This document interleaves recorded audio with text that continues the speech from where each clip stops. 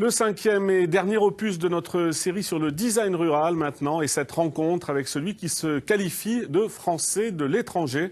Après avoir vécu plusieurs vies professionnelles, Anthony Taylor-Richard s'installe à Bournoncle. C'est en 2009. Il s'installe comme ferronnier d'art. La forge est pour lui un prétexte afin de proposer toutes sortes d'objets décoratifs. Le portrait signé Philippe Marmier et Claude Fallas.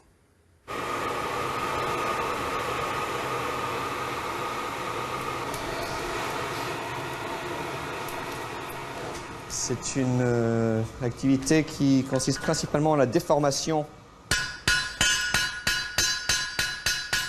du métal.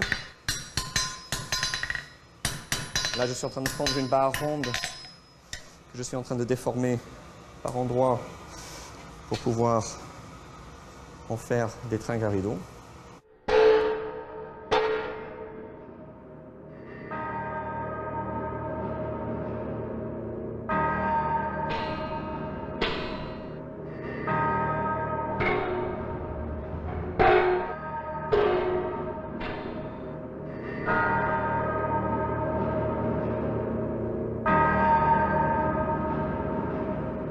Ce sont des barres sur lesquelles seront cousus des panneaux de tissu qui seront tendus par une deuxième barre en bas et qui sont ensuite placés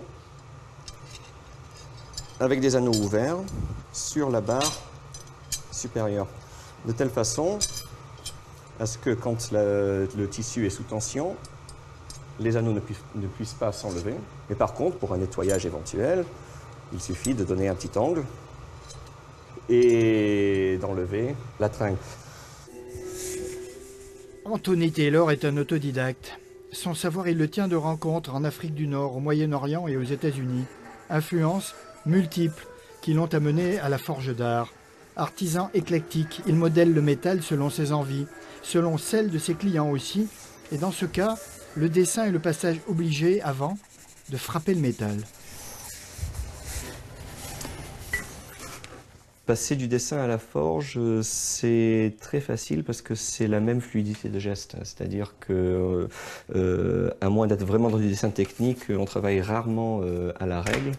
On travaille plutôt sur des mesures flexibles, voire à main levée, de la même façon qu'on travaille à la forge avec quelques mesures de référence, mais on est sur une matière fluide et flexible.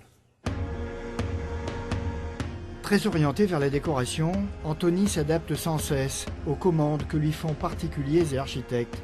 Un design industriel sur mesure qui demande une parfaite connaissance du métal et une grande maîtrise de la forge. C'est une approche au travail et une approche de la matière que je pratique plus qu'un type d'objet spécifique. Ça peut aller du clou de restauration au portail de 4 mètres, oui, tout à fait, en passant par le mobilier, par le bijou, par l'élément de mode, de décoration.